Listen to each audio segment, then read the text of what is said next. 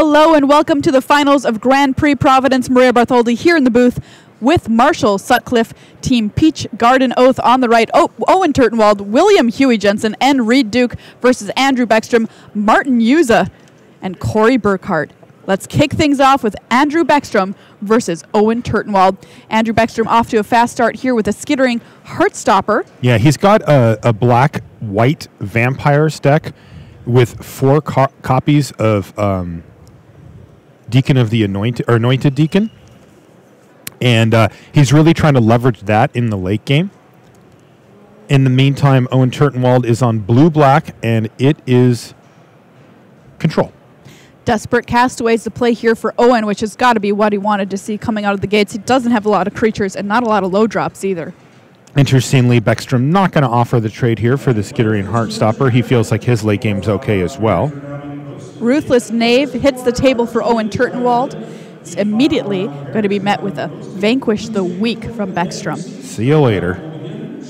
That's before Owen can get any value going whatsoever. He does have some kind of cool engines with that thanks to Deadeye Plunderers, but it's slow, it's down the line, and he's not going to let him get in on it right now. No 4-drop here from Baeckstrom. Interesting.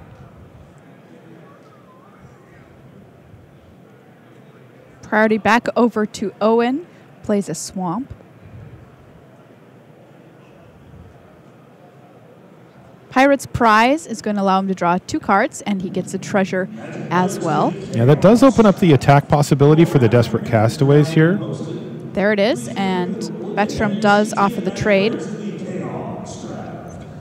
Back over to Baeckstrom. Anointed Deacon, one of my favorite cards in the Vampire deck. Well, you're going to love this deck from Baeckstrom because he's got 4.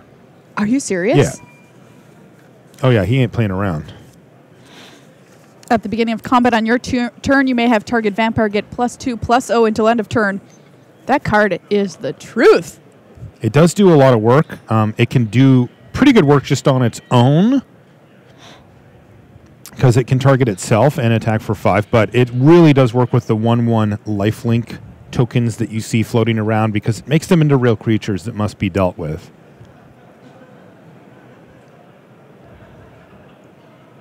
Owen Turtenwald, 6 mana available. Water Trap Weaver will lock down the Deacon, and a Shorekeeper is the follow-up. Yeah, this is just going to save a little bit of damage for Turtenwald. His deck really isn't set up for the Water Trap Weaver plan, so he's using it just to delay. Shorekeeper there, you can see you can pay 8, tap and sacrifice it to draw 3 cards. Queen's Agent, the play for Baeckstrom. Explorers finds a Vampire's Zeal.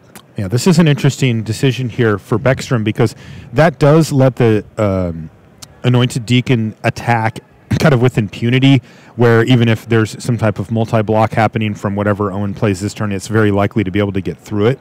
The downside to keeping it is that the fact that Owen knows about it allows him to pretty effectively play around it. The problem is that it's just kind of also hard to play around. Like, it does what it does, and, you know, if he's got a removal spell... Yeah, Owen's got to have it, too. Get it anyway. That's right. Interestingly, that is 6 mana plus a treasure. We could be in Fleet Swallower territory here for Turtenwald.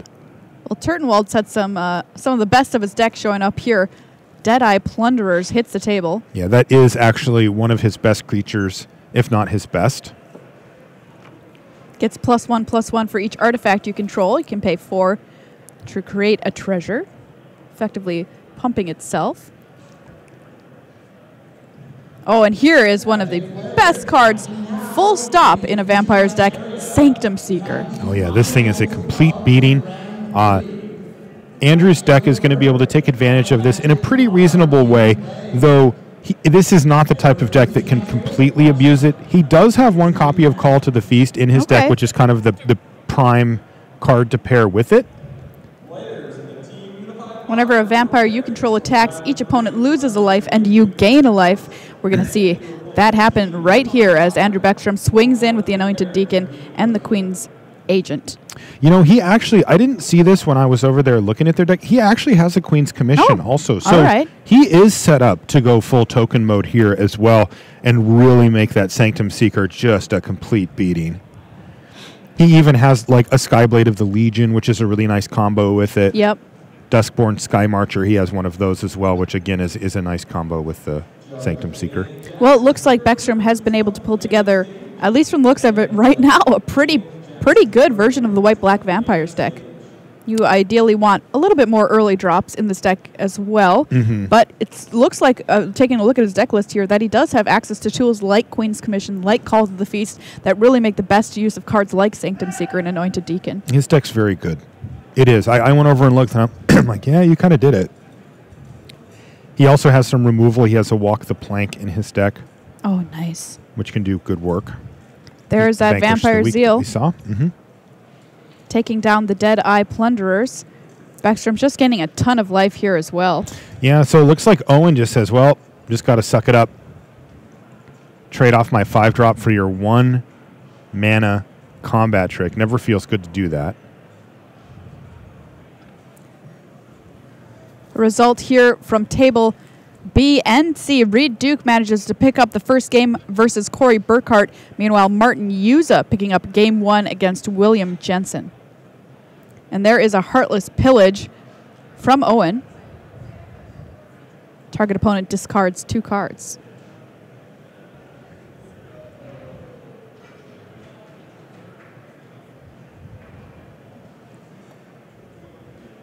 Owen does have access to 8 mana.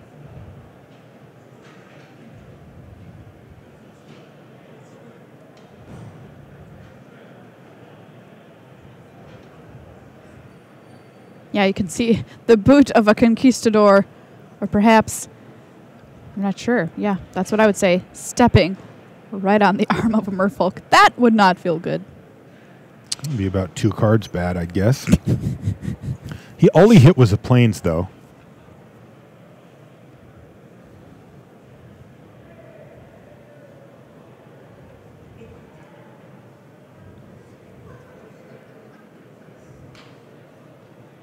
All right, here we have an attack from Baeckstrom. Yeah, he targeted the Queen's Agent there because it has lifelink, so that's the best place to take advantage of the bonus. I just pulled up the straw poll. Peach Garden Oath versus CFB. PGO at 77%, CFB 23. Wow.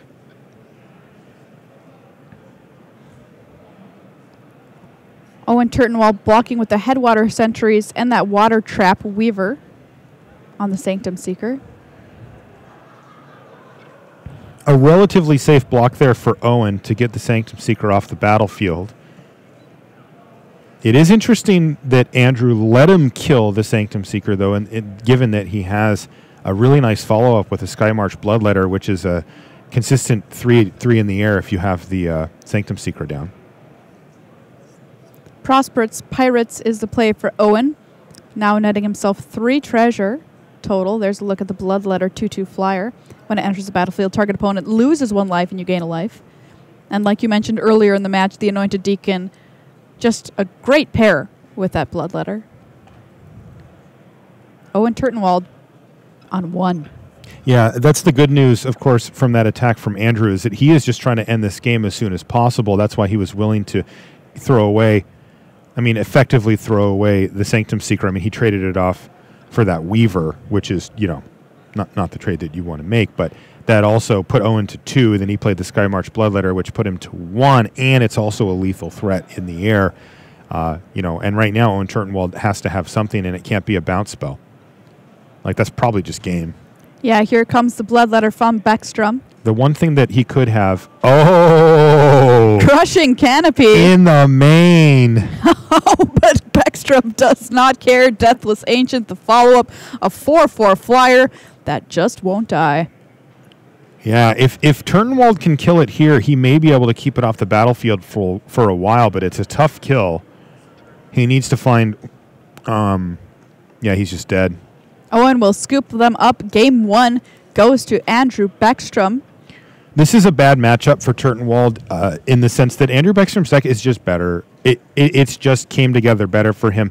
Now, maybe Baeckstrom didn't cut as many cards during the draft. We didn't get to watch him, so I don't know. Owen did cut pretty hard, but his deck ended up being a bit of a mess before going into the third pack where he kind of solidified it, but still was a little bit all over the place. Let's take a look at Table B here. Martin Juza currently up a game versus Huey Jensen. Huey playing colors he was playing all day today, red-black. Yeah. Vance's Blasting Cannons enters the fray for Huey. He has, in many ways, built his deck around this. He has very few cards that he can't just cast off of it right away. Relatively low curve. And it looks like he wants to just continue the beatdown plan here because he's going to just cast the Direfleet Captain. Direfleet Captain hits the table. Pirates cut list. Move over from that Queen's Bay Soldier, which has been locked down by Pious Interdiction. And with a card like Vance's Blasting Cannons allows you to cast cards from the top of your deck. Fire Cannon Blast is going to deal with that captain there. Skullduggery revealed to the cannons. It's a little bit awkward, as realistically Jensen would need a haste creature of some sort. But you know what I think he might be doing is saving up for a rainy day here and getting that Bastion online. Yeah, it flips over to Spitfire Bastion if you cast 3 spells in 1 turn. Stormfleet Pyromancer the play for Juza, of course, no raid. Yeah, not particularly good as a 5-drop. It's just a 3/2. But, hey, it's a clock, and he is up a game.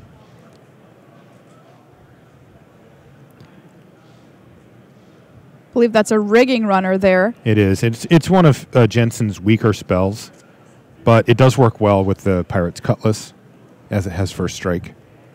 Spitfire Bastion there, you can take a look at it, what will happen if that land transforms. You can pay 2 and a red and tap it to deal 3 to target creature or player. Very powerful effect, but you have to cast 3 spells in 1 turn. That's right. It's also particularly good against the colors that Martin Juza is in. They tend to have a lot of smaller, low-toughness creatures that are vulnerable. A good example is the one on board here. That Pyromancer costs 5 mana, and it still dies to the Spitfire Bastion. So, you know, I wouldn't be surprised to see if he does get that Blasting Cannons transformed at doing some really serious work. Martin Juza just full of answers here. Another Fire Cannon Blast takes down that rigging runner. Lurking Chupacabra is the reveal off of the Blasting Cannons, and he is going to cast it. You know, that's another good card. It's unlikely that Jensen has a lot of Explorer in his deck, but any Explorer that he gets will be quite good. As, again, one activation kills even a 5-drop here from Juza, let alone some of his cheaper creatures.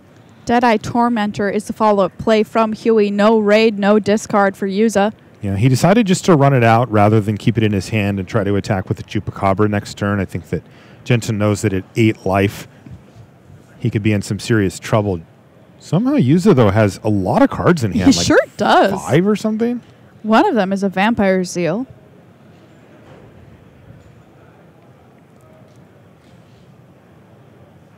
Lurking Chupacabra, a really interesting card. A lot of fun to play with. There you can take a look at him. Just lurking his best lurk in the background. Ooh. Burning Sun's Avatar for Martin Juza. Cards in hand, that's one of the best.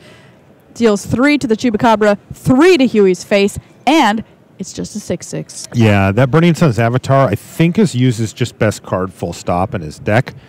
And that is going to be tough for Jensen to beat here, as it's a lethal attacker next turn with Jensen on 5 life. All right, the Blasting Cannons just reveal a Swamp. Tiolani's Knight. But he did pass the turn without equipping. It wouldn't do anything other than add a toughness to the Tiolani's Knight, but it also might hint that he has something in his hand. The power not really being relevant against the Burning Sun's Avatar without help. But Martin's certainly going to notice it. Why didn't he equip? What could he have? Yeah, 5 mana available to Huey. And like you said, just a full group of cards over there for Juza, who's going to turn that dino sideways. One of the cards that Jensen could have here, and it isn't unlikely from Martin's side, is Unfriendly Fire. Yep. There it is. Because that's one of the ways that he can deal with it. But the hits keep coming here for Juza, who plays another 6-drop, Sun-Crowned Hunters. Yeah, and that is a card you do not like to see when you are at a low life total. No, Jensen needs another unfriendly fire, and he needs it ASAP. Ooh. Brazen Buccaneers enters with a +1/+1 counter. This works too, though. He showed him hijack. Oh, he had hijack. Yeah, and that was Martin just being, polite or sportsmanlike. He just showed it to him and said, I have this. And Jensen says, okay, I'm going to give you enough credit to know that you can steal my guy and kill me with it. Extend the hand. All right, Martin Juza takes the first match of this in the finals versus Huey Jensen. Let's go back and check in on Andrew Baeckstrom versus Owen Turtenwald. Owen's got his Desperate Castaways down. Who can beat the Peach Garden Oath? Is it these three? I mean, they tried. They came as close as anybody has come last Team GP. Peach Garden Oath, by the way, was 3-2 yesterday. 3-2. Remember, crazy. The third loss means that you're not making the top 4. So they just rattled off all the wins needed. 9 in a row to make it. They won their semi, and now they're here insane. in the finals. Just absurd. Corey Burkhart, Reed Duke tied at 1 game apiece. And when they're done here, they're going to go back to testing for Worlds. Yeah. And like you said, they've been testing for a month here. Yeah, 3 weeks, and then they got another week to go. It's just absurd. This one is starting to look pretty bad here. 2 flyers in the air with Turtenwald at 9. Skymarch, Bloodletter, and that Blightkeeper in play for Baeckstrom. Headwater Sentries for Owen. It's just a 2-5. Yeah, this one might be ending very quickly, especially if that's an Anointed Deacon, and sure it is. In come the Blightkeeper. In comes the Bloodletter. Getting pumped for 2. That's 5 more damage. This could be it. It looks to be slipping away from the Peach Garden Oath. Defending champions from GP Cleveland, Baeckstrom-Juza and Burkhart here for revenge. Pirates prizes all Owen can put together. He draws 2 cards, makes a treasure, passes it back over to Baeckstrom. And there it is, the handshake. Baeckstrom-Juza and Burkhart have upset the Peach Garden Oath. They came for revenge, and they got it. 2nd place at GP Cleveland, 1st place here at GP Providence. Congratulations to them, and of course, a fine showing from the Peach Garden Oath as well. Wow, that was fantastic stuff. And by the way, what you're seeing is a mix of elation and relief on Corey Burkhart's face. So congratulations to Corey for picking up that win. And awesome stuff. And that'll do it for the finals here at Grand Prix Providence.